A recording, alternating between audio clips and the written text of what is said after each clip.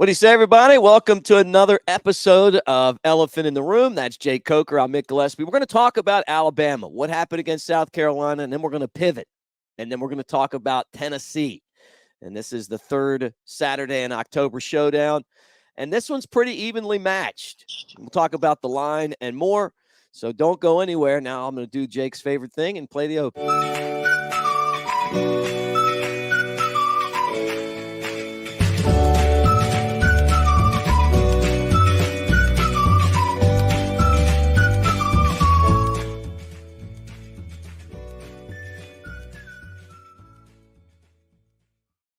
I feel like running through a wall. And anytime I hear that open. All right, that makes you want to smoke a cigar right there, buddy. Well, you got a chance to do that, and I want to get into your cigar story, and you led Alabama on one of the best comebacks in this rivalry's history. But let's start with South Carolina just to get it out of the way. Your thoughts on the game against the Gamecocks and, a 27-25 win. How did you feel watching that game? What are you worried about? What do you think Alabama did well?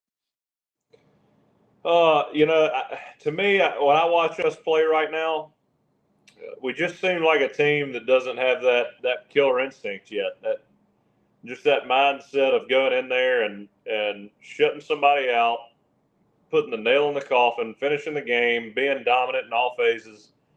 We start off hot.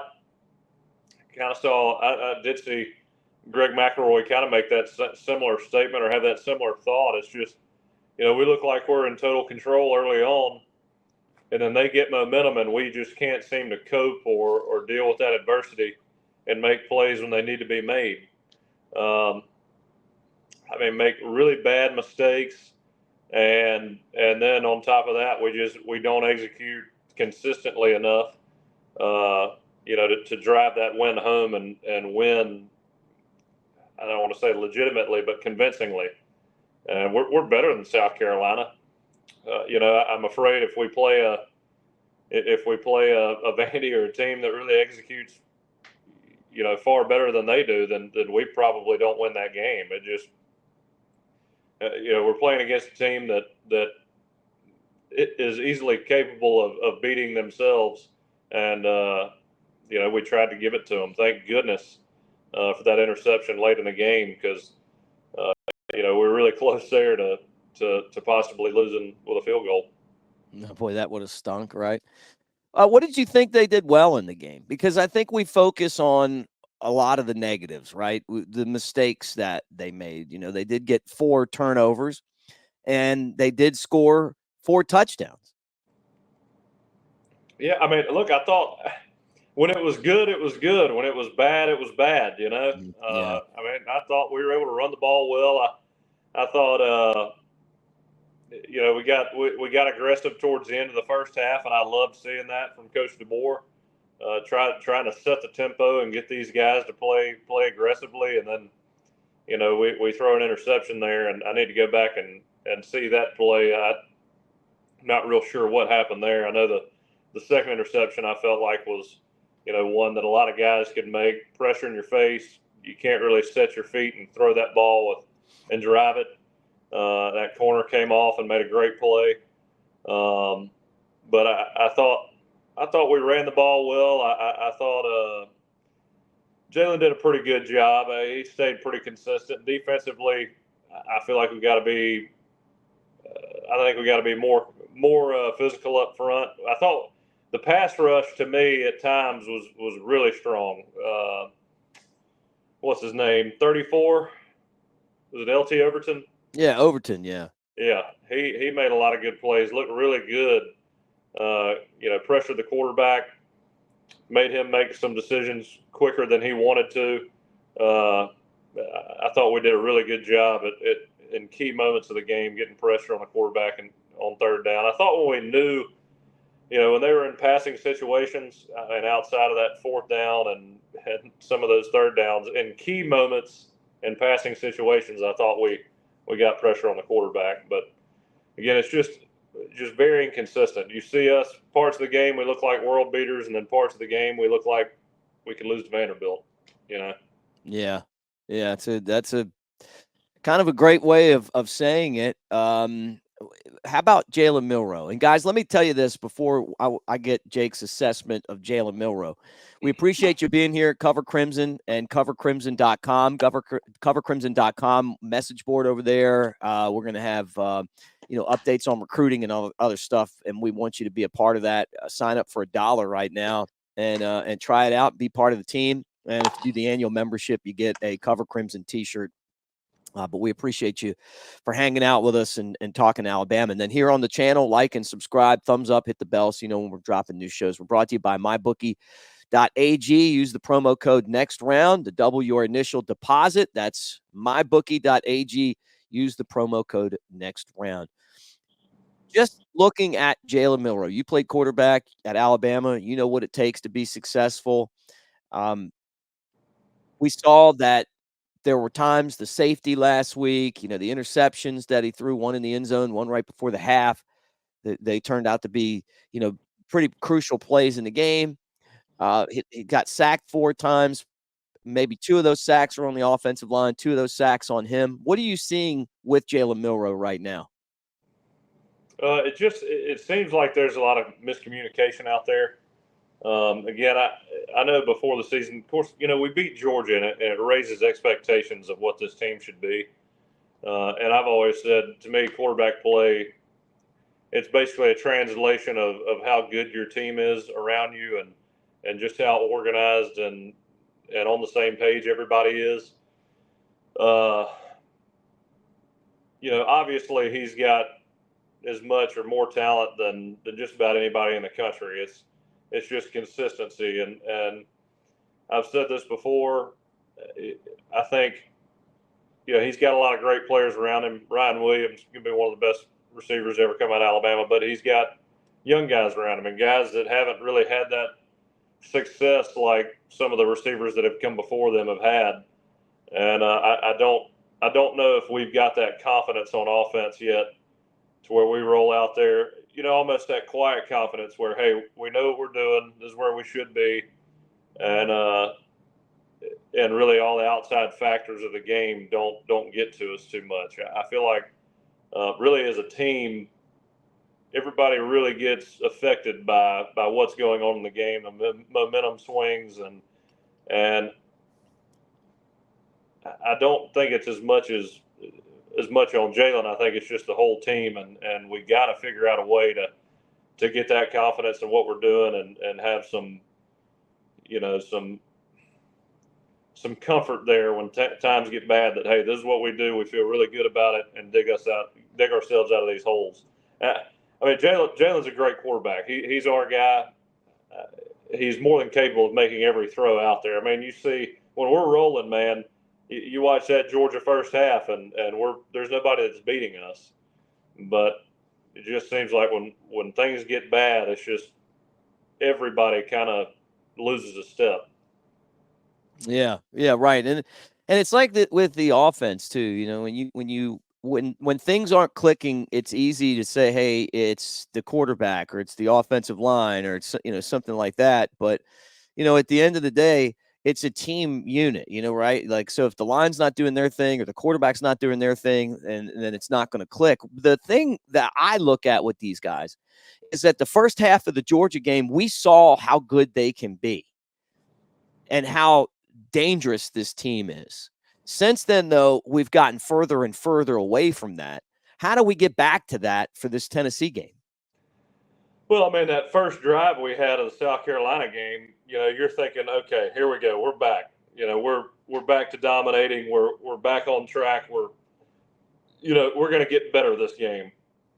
And then all of a sudden, as soon as we have some adversity there in the first half, it's like, we make one mistake, and it's almost like we just don't realize that, hey, one mistake can cost you the game. We got lucky South Carolina fumbled the ball. We got lucky he threw it up there towards the end, and it was picked off. And when you play teams that, look, Vandy's not a world beater. We're better. We are more talented than Vandy, but they executed far better than we did, and they beat us because we didn't play a clean game. Talent only goes so far. Just because you got a lot of talent doesn't mean you're going to be a good team. And I felt like we established some dominance there in the first half or the first drive. And, I'm always going to be old school. I love, if you can, which we've got the tools to do it, the offensive line, the staple of running backs, Jaylen on top of that, to really establish the run game and get consistency going that way. Let's not get behind the sticks. Let's make it second and third and manageable. That's the only way, in my opinion, you stay consistent on offense. Not shooting yourself in the foot and dominating up front. We're more than capable of doing that, but when we've got those third and longs or those situations where we got to make a play, we're just not making those right now. Right. And when you get into these battles with these, the teams like Tennessee, like South Carolina in the SEC, you really have to limit the mistakes. And I felt like since the first half of the Georgia game, Bama's made a lot of, to me, mistakes. Now, the Vanderbilt mistake to me was that it just kind of felt like they didn't take them very seriously. But maybe they did. Maybe I'm 100% wrong on that, because I thought, well, this is a hangover. I've told you before, I've had a few of those. And, that normally you're not your best when you have a hangover. But I don't know that that's it, man. I think maybe Vandy's a decent team, maybe even a little bit better than decent. And that Alabama has some weaknesses and that they were able to exploit that. And then the South Carolina game felt like it was just mistake after mistake, like clock management, 1 second, the turnovers at the wrong time, like missed blocks here. South Carolina's defense was in Bama's backfield the whole time, it felt like. So, and it just seemed like they know how to attack Alabama and giving up that touchdown on 4th down. There was just a lot of things that you don't see this team mistake-wise make. But you go back over what the season looked like last year, and we had games like that. You just got to find a way to win. I just wonder, are they going to be able to focus on this Tennessee game and get far away from playing like that and get back to playing more like they did against Georgia? Yeah, I don't think especially for young teams, I don't think the big games are hard to expect the best out of Alabama. But that goes the same way for Tennessee. They've had a couple weeks in a row where they have not played really well. A lot of missed shots, a lot of missed big plays. To be honest with you, you never know how these teams that come out and they're inconsistent week in and week out. You just don't know which team shows up.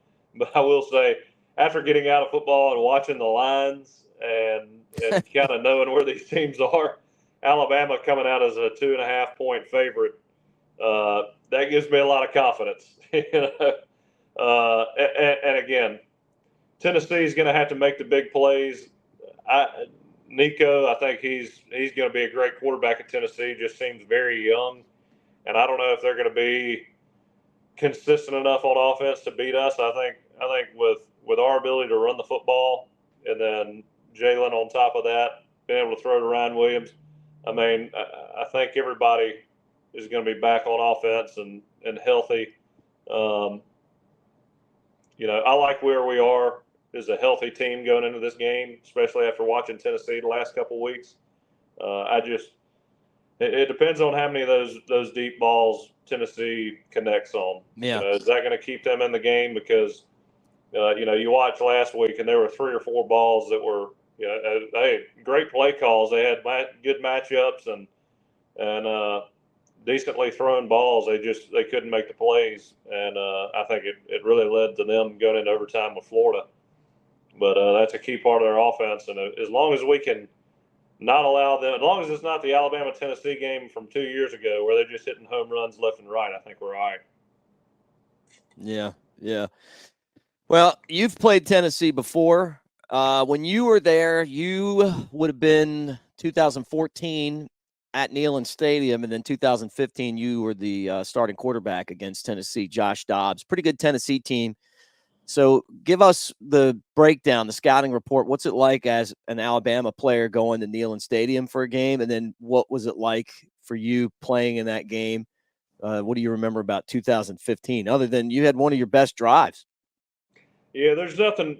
I mean, in terms of preparation, there's nothing really different outside of that week of practice. You've got crowd noise pumped into the indoor, right behind your ear. So you get to prepare while not being able to hear much of anything. Um, but when you're playing at home, you really feel that momentum and that atmosphere, that energy around Tuscaloosa that entire week. Really get you amped up for it. I mean, we were a favorite going into that, and we all felt like we were going to win. And we had one of those games where I was late throwing a hole shot to Chris Black for an interception. We had a ball, just one of those weird plays. Touchdown pass to Calvin Ridley, and one of their DBs got their hand in there and knocked it away. Just a lot of missed opportunities. Just one of those games, and then. We had that, but we had that, that drive towards the end of the game, and we, being around Coach Saban that long, you had an all-star coaching staff. You really had that championship mentality, and so when you had that final drive, you had to win, and really at that point in the season, we lose to Tennessee, we're out of the playoff, and I mean it's not something that dominates your mind while you're in the game. You got to play a game, but I do remember walking into that huddle right before the first play and just checking, make sure I remembered where all the play clocks were, and I was dialed in, ready to go, and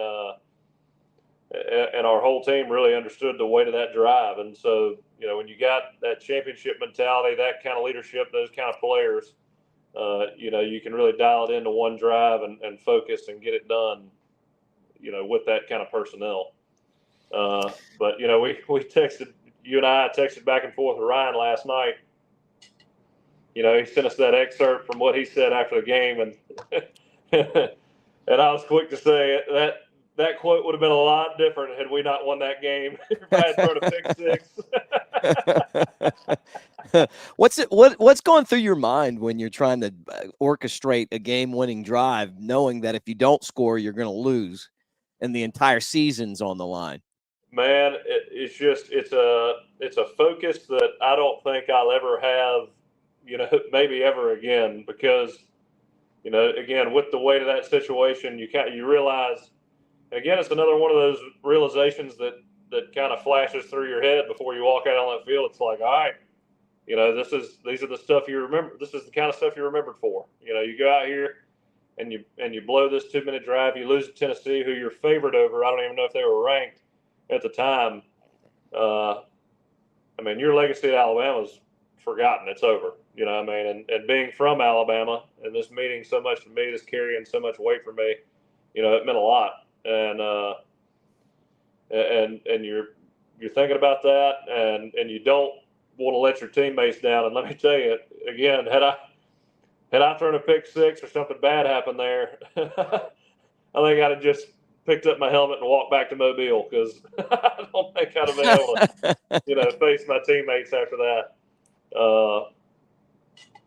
I don't know. The pressure to succeed for your teammates, the pressure to succeed for Alabama, it adds a lot of will, to wanting to win there. And that might have been the loudest I've ever heard that stadium when Ryan sacked Dobbs there at the end, and Nashawn picked up the fumble. We we went to go. I don't know. I may have told you this story. I don't know if Derek even knows this story, but we went to pick up the cigars from R&R on Tuesday. There's some rat poison for you there. We go pick up the cigars, and we're prepared. We're going to win this game. So anyway, we win, and we're in the locker room, and Parker Barano and I were sitting right there by the humidor, and on the humidor it says, to the MVP of the third Saturday in October, blah blah blah. It said, I can't remember what it says on there, but it was meant for the MVP, and I'm sitting there talking to Parker, and I was like, I'll just wait and wait till Derek's got a free moment and I'll go give it to him. And he goes, well, hey man, you played a pretty good game too. That was a really good final drive. And I was like, yeah, he's got enough trophies. I'll take it.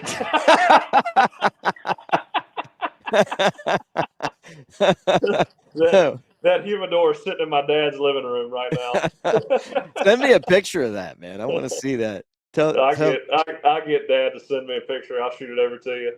But that is so cool. Always, I don't know. I mean, I may or may not have told Derek that, but again, I'm sure he's fine with the Heisman sitting there on the mantelpiece instead of the humidor. I don't think he's a big cigar smoker anyway.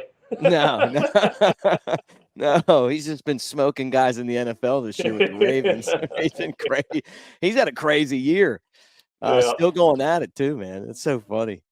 Yep. Yeah. I need that more than Derek. I'll die on that hill. And if he wants to bring that up, I got plenty of ammo. You'd have to invite him over for a cigar out of it. Yeah, that's right. Maybe after retirement, cool. I'll get him in there. It must have been fun, like lighting up the cigars in the locker room after that game. I'm sure you got a bunch of pictures too, right? The most famous one to me is Jay Barker and Gene Stallings there with their cigars. I mean, they look like movie stars or something. You know that? You know the picture I'm talking about. Oh yeah. No, those cigar pictures are iconic. It's just kind of got that. You went in there and just dominated Tennessee and just like gangster fashion. It's hard to beat that. Mm-hmm. Yeah. And it's kind of it's just such an Alabama tradition. Coach Bryant. I love one of the coolest things about it though is when the game's out of sight and you're victorious and you see the smoke cloud arise from the student section. Everybody's lighting them up. It's hard to beat that. No, I know. I'll tell you, if the game comes down to the end, like these last three games, won't be much cigar smoke in the fourth quarter. I mean, you'll have to wait until the end. They seem to come down to the end a lot here lately. Alabama's actually favored in this game, which was surprising to me. 2.5 point spread at Neyland Stadium, and they lost their last time. This team just lost at Vanderbilt. They struggled against South Carolina. Well, this is one of those lines where I'm like, all right, Alabama's a clear cut, like no doubt pick right here.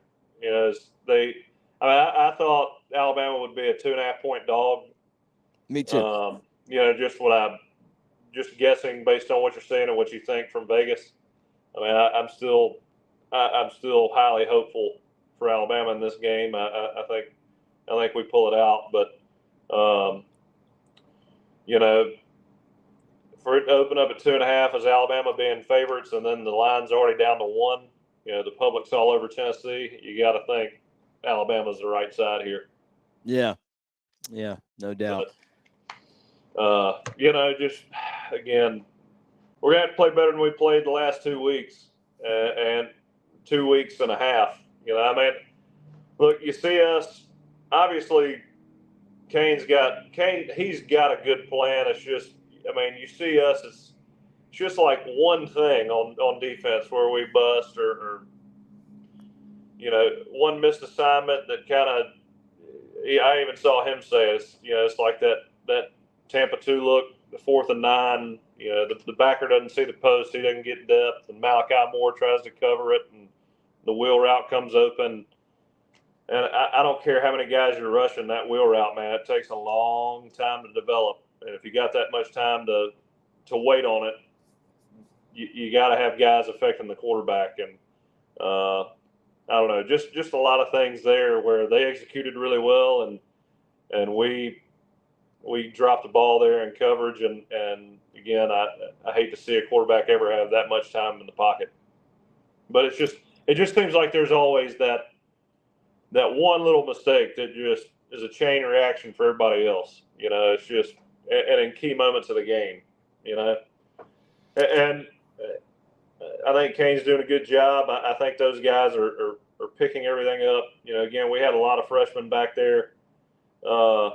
Just a lot of moving pieces right now, and it's a lot of new scheme, a lot of new faces and verbiage. I mean, I think they're trying to pick it up as quickly as possible. And again, I've always said, even since before this season, we'll find out what we are after about week 8, and we just got to develop fast. We don't have time to wait around.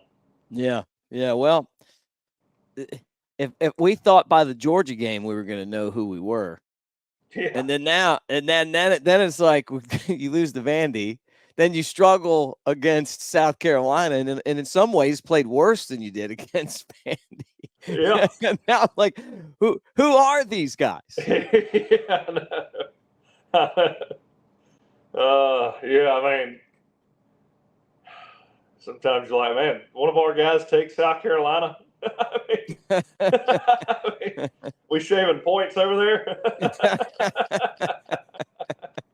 So many different things. I'll say this again. I know there's been a big debate on should Damani Jackson have ran the ball out of the end zone. I think he 100% should have. Maybe he should have slid down, but I would not have put that on those officials to go, all right, that's a safety. Yeah, I was about to say, do not leave it up to the stripes. No, it's been fishy, man. Some of these pass interference, some of these roughing the passer, where the guy's like basically just like his hat got knocked crooked. Like it's been, and the times that they've decided to call it been really shady and fishy. I'm glad he ran it up. They're running together now. I mean, I can't even remember which games they happened in, because it's like every game. Yep. There's a roughing the passer that makes no sense. I mean, I can remember a few games that I played in where I was like, man, why wasn't that helmet to helmet? But when I watch these games, I'm like, I would hate to play in a game where it was that just ridiculous. A guy's hand grazes the quarterback's helmet, and they're throwing a penalty. It's just like, I mean, what? At one point, is this just put flags on his hip? I mean, let's not even try to sack him anymore. It's just unbelievable. Yeah. No, I mean it.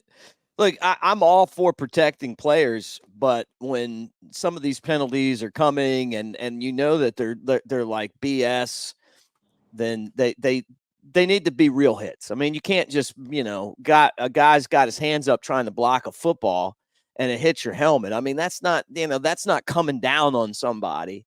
There's a difference between making contact and making contact. Yeah, I mean, it needs to be egregious, and everybody in the stadium should be like, yeah, that was pretty bad. Yeah, no doubt. Yep. And I'm with you. We'll be talking more about this later this week. Probably Thursday, right? Is that when we're going to get together again? Yeah. Yep. Works for me. Closing in on another big game, and then the tailgate show. Our show will be in Orange Beach, which is not something that we play here, but obviously, the two of us work together on that project as well, and we'll be there 1 to 4 at Coastal, which is the new restaurant. It's owned by the same people that own the Floribama, but I love seafood. Do you love seafood? The Coastal's got some of the best. It's just got some of the best food down in Orange Beach. I mean, yeah. I love seafood. Love going down there, and I love that seared tuna. Oh, I mean, yeah, me too. There's not a bad outside of. I'll eat and love every seafood outside of a raw oyster. I'm not eating a raw oyster. I like raw oysters, but they're dangerous. I mean, and I've eaten them my entire life. I cut back on them though. I sat next to a guy on a plane one time that was like the guy who came in. If somebody died or got very, very sick from food poisoning, his job was to come in and investigate. And when he told me how many people have issues with raw oysters, I was like, that's not for me. Now, I'm not saying don't eat them. I'm just saying for me, I like them, but I'll just make sure that they're charcoal. They're charboiled or whatever they call that. Like you can throw all the stuff in there. I eat them heated. They have them there though. Once in a while I'll still do them raw, but not like I used to. They're good raw though, man. When you put the the cocktail sauce on there, the horseradish, a little bit of hot sauce on a cracker, boom, man, that stuff's so good. Yeah, I've tried one in my life, and I was about 7 years old, and I'll never forget how nasty that was trying to swallow it. Oh my God. Yeah, I can imagine. Well, the last thing, guys, that we wanted to talk about Brett Elmore, our friend who passed away. Part of our show, our tailgate show, we found out today, and so I know some of you probably watching right now, and we loved him and we miss him, and we'll talk more about that probably on Friday. But so this is kind of still fresh for us, but prayers to him and his family, and man, we're gonna miss him. We miss him already. Yeah, I'm gonna miss that intro. That kind of encapsulated Brett. Yeah, fun, loving, just always in for a good time. You miss guys like that. Mm-hmm. Yeah, he was a great friend. All right, thanks for hanging out with us, guys. That does it for this episode of Elephant in the Room. He's Jay Coker. I'm Mick Gillispie. Like and subscribe and thumbs up, man. We appreciate you guys being here for the show. And some of you guys have been on here. We're over 100 episodes. We're cruising in on 200. Well, not really, but we'll get there. Brought to you by MyBookie, mybookie.ag. Use the promo code NEXTROUND to double your initial deposit. And covercrimson.com. Look, sign up right now for $1. That deal, I've been told, is they're going to cut that deal off here soon. The other one is that if you do the annual subscription, you get the Cover Crimson t-shirt, which I might have mine right here. Is that it? I think I got it around here. Anyway, no, that's not it. But anyway, if I did have it, you'd want one. It's a good shirt. All right, thanks for hanging out with us. We'll talk to you on Thursday. Roll Tide.